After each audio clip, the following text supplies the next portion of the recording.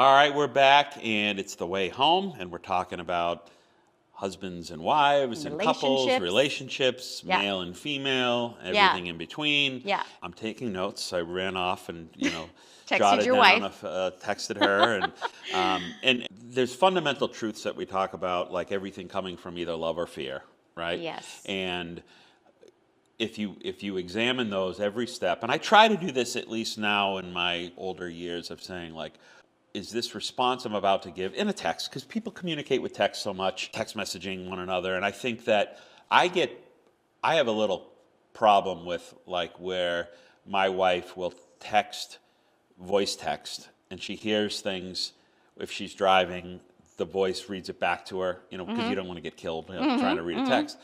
But so much of the nuance and so much of the emotion, and there could be some sarcasm or joking involved. That's missed, right. And so the communication, as easy as it seems in 2025, is also very difficult. Yeah, we have got new problems. Yeah. So to respond to something and be like, okay, is my response filled with love or filled with fear, which I'll throw anger or frustration or dismissiveness or check the narrative whatever in your head. Right. Are you attaching to, like, listening makes me a bad husband and now I'm full of shame and regret and da-da-da. Check the narrative. Maybe she just needs me to listen. I mean, it's all that. You're at all times, is there an inner narrative you're attaching to this conflict? And I even I don't want to throw her under the bus, and it's not. Actually, I'm going to give her credit because we just know each other so well. Of course, that when I give even a certain emoji, she knows what that means in a passive-aggressive way. Like if I give a thumbs up or something. Right. People don't like the thumbs up. And I don't up. know. Right. And and a lot of times I'll even question. It's so true, though. But even if I send you a heart, then I go, I hope she's not misinterpreting that as like. It's true. Because then it could be, because I get it. If my wife would see me getting a heart from somebody else, there's got to be an understanding there of, like, reading look, into it. Like I don't want to be the thumbs up or the, you want to convey in modern technology your message. Yeah, no, you're right. So what I have seen in coaching couples is, so the silent treatment now may not even be in person. Some people are so busy that what you see, what used to be long texts, laughter and funny emojis, are short and curt. Right? Yeah. And so that is a thing. That is an absolute thing. And if you see that, if the woman is withdrawing, or the man, and I only am going by statistically speaking, the narrative is women are exhausted. Why are they exhausted? It's because they're working too. Whether they're working full-time at home and still doing the kids and the da-da-da and the doctor's visits and, How dare anybody not text me back when I text them right away? Yeah. Like, and that's how you feel. Yeah. Because it's like, people are glued to their phones. Yeah. So the only interpretation I can make is that you go, ugh. Yeah. And maybe, but if it's your partner and they're withdrawing, there's more there for you, and it's not an attack or it's not a anger where your narrative about your failing as a husband comes into play. It's just the opposite. It's an opportunity for you to say, well, that was a really short response. I hope she's okay. Maybe she doesn't feel loved. Let me check in. We got to show up. Yeah. Right? I told you about that women are initiating divorces. The other study is that men are much less happy after the divorce. Women are thriving because they have been kind of taking care of their own emotional needs for a long time. And by the time they get out the door, they're so strong and capable that they're okay. And it's less exhausting. It's exhausting to repeat yourself. It's exhausting to try to tell somebody over and over again what you need and then continue to ignore it, right? It's exhausting. So women tend to do better post-divorce, but men are unhappy. Men never wanted to lose their partner, and they never wanted to lose the kids or the family, right? But while they have their partner, they're not showing up, or they're attaching narratives to the conflict that's escalating it. And it really gets to be such a simple, simple thing. If you need your relationship, and so Jordan Peterson, I mentioned him. Yeah. So Jordan Peterson said some of the strongest relationships are the ones that have to start over. And the reason is there's lessons learned, there's mistakes acknowledged. it's like you both realize what you almost lost, and so you come back at it with that appreciation. I mean, relationships that are long standing or whatever, you kind of laugh less, you get resentful, right? Yeah. And in the beginning, you probably laugh all the time, and that's sad, but people change. Somebody continuously disappoints you, Right. right? You're not going to crave them. Sure. Right. But if you both almost kind of, if you hit that uncle, that moment of like, okay, we need to either put life in this or we're not going to work, then that reset happens, and then you kind of you date again, and you build that friendship again, and lessons learned, and mistakes acknowledged, mutual respect, and you're dialed in. You're showing up 100%. You can do that over and over again. You can begin right now. You can begin when you get home. Like, Yeah. restarting is anytime you decide to. Just freaking show up and ask, like, don't just say, I love my partner. Do you feel loved? Literally ask the question, like I said in the beginning of the show. Teach me what it would take to make you feel loved. I am committed to learning. Can you imagine if people said that on the regular? I think if a woman heard that from the guy, she would be like, oh, he just wants sex. That's what he's trying to. But guess what? He'll get it if he says that. Yeah. Because being seen and heard is Can like. you write that down on a prescription note? I'm going to have a tattoo. I bring it home. But you see what I'm saying? It's so profound. But women do change. So they laugh less. They stop repeating themselves. And again, not because they don't have anything to say, but they don't believe you're listening. They also, they stop. What was that? What? They stop asking for more, because begging for the bare minimum is exhausting, right? So they don't even ask. And you kind of go on this autopilot. There's a term that we use. It's called quiet quitting. A lot of relationships are in that mode, a quiet quit. You're together, but you're not showing up. Yeah. You're going through the motions, right? And that's a really sad state. It's not fulfilling for anybody.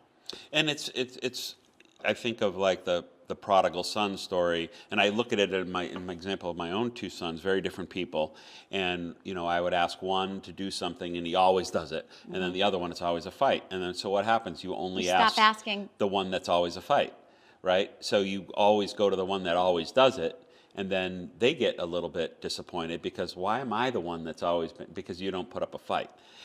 Husband and wife, it's the same thing. If you ask and you're just getting a fight every time, you just stop asking. You stop asking, but and what are you that's a doing problem. internally? Yeah. So you're giving up internally, you give piece up by internally. piece. Yeah. So, the woman that used to show up and give you her all is now only showing up and giving you what's left. Yeah. Right? And that's not a lot. If every time she's disappointed, she takes a little bit, hides a little bit, shuts one window, one door. You understand? Yeah. But you could show up tomorrow, tonight. You could just decide, hold on, I don't really want that divorce. I don't really want to, quiet quit. Yeah. That's not fun for either of us. It's funny, like and I apologized to my wife recently. I'm like, man, I don't know how you put up with me because you see the perfect man. I see it. Oh, the funny I jokes, see. and I always Flawless. would 10 out explain of 10. because she would say, "Oh, you used to be so funny" or something like that, and I would come back with, and I'm not even saying that it's no, but that's why I negative. use that analogy. That's so common. Right, and I would strike out a lot with jokes, but like that's what you do when you're working on material or whatever. Yeah. It's like you're going to swing and miss. Yeah. And so Yeah. I get these eye rolls or whatever. It's the dad joke. It's not funny, blah, blah, blah. And I would say, well, number one, I don't do dad jokes. I do jokes, right? So it's not, I don't need a classification there. But I know when I swing and miss, and I appreciate the fact that I don't go, okay, you've tolerated this for a long time, and I appreciate that. And I think that she appreciated that I appreciated it because I know it can be frustrating because I was even hearing myself going, what? Yeah. You just talk sometimes. Yeah. And it's got to be annoying, I mean, everybody, no one's perfect. Right? But that's why marriages are hard because you really can't hide. Like I said, it's a mirror. You can't hide your flaws from your spouse. You're just together too often. If you are both committed to turning back inward towards one another and do the work and admit mistakes and, you can't go back to what it was like. It's got to be completely rebuilt, new foundation, new rules, better communication, better considerations. If you reset and rebuild, it's possible, but you both have to be committed to it. And it's so funny you bring that up, because I'm thinking to myself, like, can't two people do exactly that and say, this relationship is over, we're starting a new one right now? yeah, And it's easier to imagine yourself going doing out that and than trying finding to, a woman at a bar great example. and starting something new Yes. with somebody who also has baggage, Yes. as opposed to saying, look, we already know everyone. All right, so here's an example. That's a great example. So hypothetically, right, imagine Bob. Bob is in a marriage, and Bob's wife is so upset. She's unseen, she's unheard. There's no sex because, he hasn't made her feel appreciated in years, right? He thinks she's just cold and, not attracted to him, and so he resents her. And so eventually they get divorced, right? She's the problem, really. And, he'll find somebody else because he's pretty handsome. He's going to go out there, and he's got a lot of qualities. And so he goes out, and he meets a really beautiful woman. And she seems happier and easier to be around. He's so happy. But after a few years, he's recognizing that she's saying the same things the first wife said. You don't listen to me. I don't feel seen. I don't feel heard. And suddenly they're having problems. And guess what? It's because the problems were with Bob. Right? Bob, or you hearing this? Bob, wherever you are. Bob, this is an actual, it's not hypothetical. This is an intervention, We're Bob. going to put Bob's last name up in a second. But the point is that, yes, wherever you go, there you are. You don't fix right here, right now, who you are in this moment. You're going to bring it to any moment you're in. And that's why I was saying conflicts are really the ocean of emotions that you haven't dealt with. And if there are conflicts, look and say, what narrative, because the narrative is, maybe it's your childhood. Maybe it's like, I'm not good enough. Who knows? But you have to look at how you're showing up, what narrative is attached, and where you need to do the work and the healing so that you can get past it. Because if you can't get past it with this person, you're just going to give it to the next person. Wherever you go, there you are. So ultimately, the relationships are a mirror, but that's the best gift in the world. Because it's forcing you to look at, like I said in the beginning of our show, the parts of you that we hid. Right? October. In October, leaves change, right? All the colors that, were hidden throughout the year suddenly come out. And the leaves fall. You get rid of what you no longer need. Humans have an October too, right? Kind of like remind yourself, like, what are the colors that I've kept hidden? Kind of like bring those back out again. Decide, like, I'm not going to hide that. I'm not going to be the bland version of me. I'm going to show up, Chuck. I'm going to show up full. And let go of what's not working. What's not working is maybe the narratives that are keeping you stuck or painting a negative light on things that don't need it.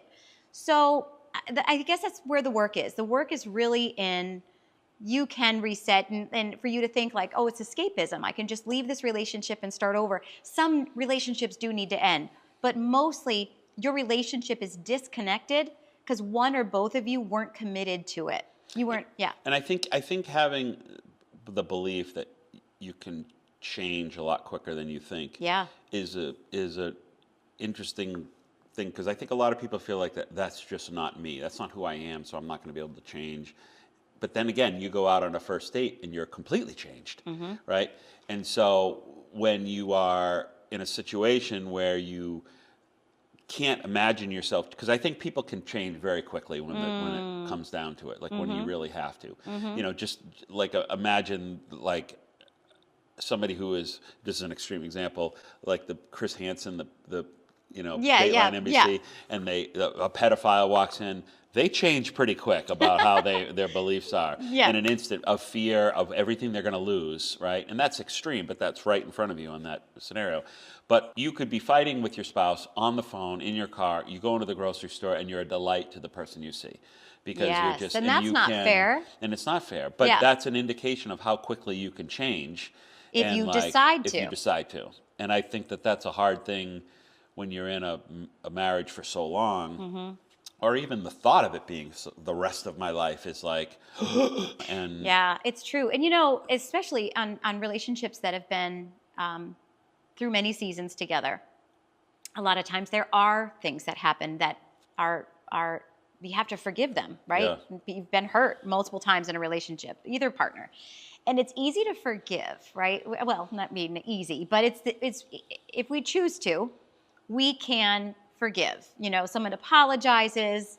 That's why they say And forgiveness is for you. It's not for the other person. that's right. And there's some incredible examples of forgiveness that you just go, how does that person forgive? Yeah, you're and right. it's only for their own. That's like right, 'cause mothers if you who have hang had their on to children it- murdered, Yes. and they forgive the person. Yes. And it'll bring me to tears thinking about what How they could did you for their forgive own that? for their own future. That's right. Because they could easily harbor that anger for Well, the rest of their what life. do they say? Anger is like drinking poison and expecting the other person to get Right, sick. yeah. Forgiveness is that, right? So when you forgive it, you free yourself. You get rid of that poison Right. in your body. And it's like one of those things in a relationship, like you can just decide to put that down. I don't want to carry that anymore. I forgive you.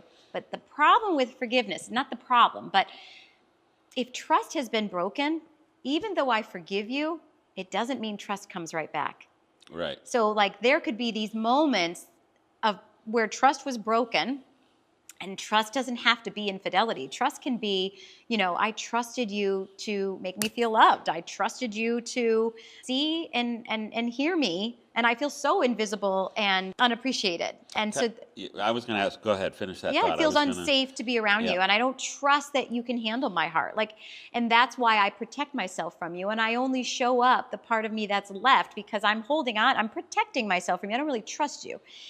So how do you get that back, right?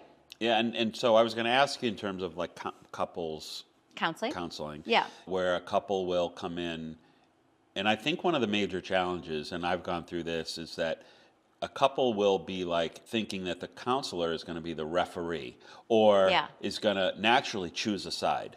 So both partners are going to think that the other one is going to choose the other side side. of the other It'll side, be and they two don't want to be against one. ganged up on. Right. And so they reluctantly go kicking and screaming, and then that doesn't work. And very rarely do you find, because the battle is almost won if they both agree, like, we should fix this together. Yes, and hold hands and you go in there. Because that's generally not how it happens, right? Because there is a disconnect of communication. We don't need this counseling. Stop it. You're being silly. That's when you need it the most, when one is saying, can we go? And the other is saying, no, we don't need to. We can work this out. But they're not doing anything to do that. It's a hard... To commit to go to counseling is almost like you've already passed the test. If you're going to counseling to blame the other spouse, like aren't they right or aren't they wrong rather, if you're doing that, then you're not going for the right reasons. If you're still looking to blame somebody, you're not getting where you need to go. But that's where you need it the most almost. Oh no, you need to clean your side of the street. Yeah, that's true. Yep. You got to True. clean your side of the street. Yep. Right? Yeah. Period. Right. And You I can't- almost think, and again, you're in this business, so I'm only saying it from from Bob's perspective.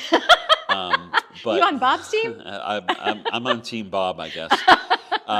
But almost individual counseling is the best couples counseling you can get, because then you're cleaning up your own house and you're coming back. And I think that for my wife and I, our best couples counseling has been our own individual counseling. I agree. And it is an addressing of issues, without the sport of Blame. what's the other person, because even me Blame and bringing something up accusations. will be phrased and packaged in a way, because I already know what her response is going to be, so I'm going to cut it off at the pass and be like, bye, and that already makes that person, the spouse, feel dismissed or unheard, and it's crazy. Like, I mean, it's not easy. No. Marriage is not easy. It's not easy. And then there's a subject that you and I talked off camera a little bit about, and it's the concept is within each of us, we have masculine and feminine energy, and that sounds strange, but it's true. And feminine energy is receiving, right?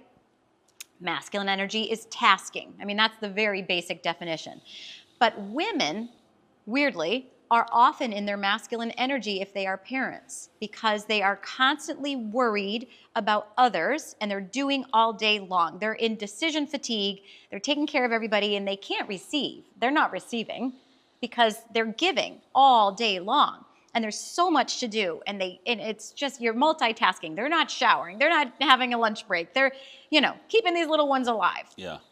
And the men come home, and they think, job done. I have worked. I'm home. I'm going to put on the basketball game. I'm going to eat some dinner. I'm going to put my feet up. And maybe they'd like a little head rub. Maybe they've had a bad day, right? And the woman who's in her masculine energy would give her right arm to be able to receive love. But he is like, I could use a little head rub, And so he's in his... Is that a euphemism for something? Because I'm just were gonna curious. say that. We don't want a head rub. Just in case. Oh my God. I don't want to... Back this tape up. Yeah. Bob just texted me, and he's like, is she talking what I think she's saying? Oh my God. So, But no. I see what you're saying. No. But men feel that way too, though. I think is that They they're giving everything that they have, Yeah. and are out there getting their ass kicked. Yes. And not bringing any of that fight home. Yeah. Cleaning the blood off their face Yeah. before they come into the house, so For they can sure. smile for their kids. Yep. And feel that. And I had this conversation just yesterday with really my wife. hard. So that's the I feminine said, and the negative. a lot of feminine the and trouble that we're masculine. going through, Yeah. circumstantially, not Yeah. just with the marriage, but like, Yeah. I wouldn't want to bring things up to her Yeah. because she already had a full plate, and I Right. already could read the room. You both have the balance of needing to receive But by and the needing same to token, do. me not telling her something was my act of love, Yeah. but it was Yeah. also very detrimental So to if her. everybody has a need to receive and a need to do, right, masculine and feminine, it has to be in balance. So we And I didn't have get my head rubbed, by the way. Just letting you know. Or Just anything. bringing that up. Go ahead. So basically, looking at balance of energies in a home, if a woman is in her masculine energy, more times than not, she shuts down. So your goddess energy, where you ooze and you feel like a woman, in most women that's shut down. In most women that are raising children, because it's too hard to exist in that energy and do all the things that you need to do.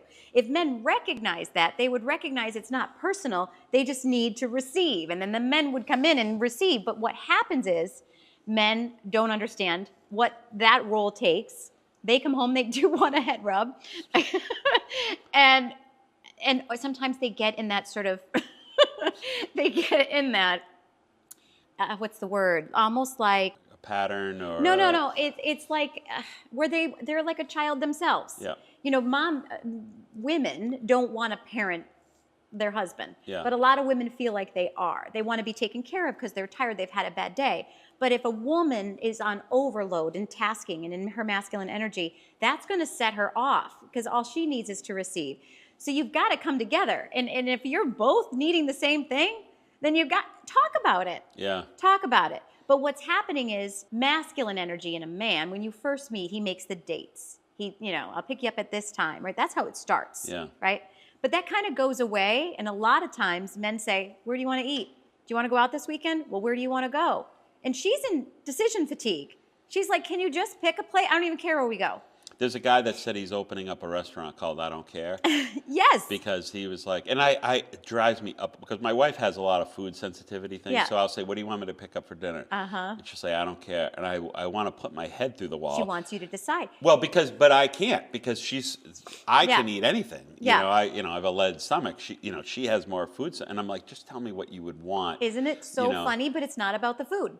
Right. It's really not. So it's that energy thing. It's in a relationship. You need to have that in balance. Those roles, the gender Well, feminine and or that's the what I was feminine gonna say. masculine, If you're manifest in the same, in yeah. that So kind if of you're relationship. in a same-sex relationship, you have a masculine and a feminine within each of you too. Yep. And because we all do. Yeah. And so we have to have a balance of what we're receiving and how we're tasking. What Yeah. is that balance? And so men in their masculine energy are leaders, and that's not in a controlling way, right? It's not. It's just Like who leads when you dance? right. Right. And it's not a controlling way. It's really that's a masculine energy. But a lot of women feel like they're carrying their men because they need so much. And if that's true, that is too exhausting. And it just a return to the conversation. Like if if men it's probably not you, Chuck, but there are men that will say, "What should I wear tonight? Do you want me to wear da da da?" It's like you decide what you're going to wear. I'm not your mother, right? but I'm told what to wear a lot. You wearing that? Or like, Right. but But to my you point though accept is it. that yes, Yeah. there's just a little bit in the masculine, feminine energy domain that can get really mixed up in a marriage. And women fall out of their oozy goddess energy because they're tasking and taking care of too much. And if you see that behavior, it is a call to let her receive. But flip the script. Same with men. If they're acting like a mama's boy, that was the word I was trying to pull out of my brain the other day. And then or a baby, and you feel like you're carrying them through life. And it's a call for them to get into their masculine energy. Like, we need to recognize where we're off. Again, looking at how you're showing up and doing that inventory and deciding to restart and deciding to rebuild and deciding to own your pieces and let the light in and let the person, your partner, reflect back to you who you are, because it's always there. I've got a lot of work to do. We all do. Yeah, it's fun. I mean, It I is think fun, right? It's fun. I mean, if It's you, hopeful because you realize it's easy. We talk about better communication. You have to seek to understand. If you're not communicating and not with that goal in mind, it's like Charlie Brown, as you mentioned in our last show, right? Seek to understand your partner. That is so critical. And it's the currency, like I brought up the situation of the baby crying. Yeah. You could easily say, I have offered that baby so much money to stop crying. How dare they? But the baby's not going to stop crying because of money. That's not their currency. Their currency is their need for love or whatever. So even a husband who appears to be roses and dinner and vacations and Louis Vuitton bags and watches and jewelry, that doesn't solve the problem. No. But they can easily say, I've given her everything. How dare she question me on anything? But does she feel loved? Right. If you ask that simple question, or he, like, this can be reversed. I only kind of spun it for the sake of an easy conversation. If that statistically is how it is, let's look at it. Yeah. But it can be flipped, of course. There are unique scenarios. But it's interesting, right? Yeah, and I do think that there is, again, balance is always important. And I'm going from my own experiences of like when the time is right, where sometimes in the heat of it, it almost is just the most important thing is to release the tension and to just be, maybe silent treatment is not the worst thing, to just cool the jets and to let nature let you forget something, because it could be you looked at me cross-eyed or you responded to somebody else in my presence and I took that as a slight, you didn't mean that. All these little things that are just meaningless. But when, just like when I ran the Boston Marathon in college, and on mile 25, somebody could have flicked me and I would have fallen down because you're that tired, you're that weak, you're that completely exhausted. And that's where a lot of marriages can be, is that the littlest of flick is the straw that breaks the camel's back. Yeah, marriages don't end from one big storm. They end from the little moments that weren't resolved, right? And women, again, are the ones that are going for the divorce. They don't leave for another man, statistically. They're leaving because they feel alone in the marriage. They're exhausted. Right. But this is all really powerful information, because if men don't want the divorce, statistically speaking, and women feel alone, that seems like an easy reset. Yeah. Right? And that it's an opportunity when she comes to you with hurt feelings. And she's not intimate with you, but are you making her feel safe, emotionally? Are you making her feel seen and heard emotionally? Right? I think the theme of the show is great in the sense that it gives people the opportunity to realize how important meditation is, and thinking, and just reflection. Reflection. Because when you get into that rut, and I feel moms have a harder time with it, because the minute you get up and to the minute you go to sleep, if you even go to sleep, is helping other people and kids and worrying about where them. My wife can't get to sleep if the kids are still out. And they're 20 years old, I'm the same way. And she sleeps best when all three are in the house. My daughter's married with children. My husband would snore happily, while the kids were out. And that's again, it's the unseen, behind the scenes things that moms do. Right. That they can't even stop doing. It's like, your wife, even if you said, please go to sleep, she couldn't. Right. It's just, we're wired that way, but it is exhausting. And so we are then in that deficit of receiving. We need to receive to get that feminine and masculine energy in balance.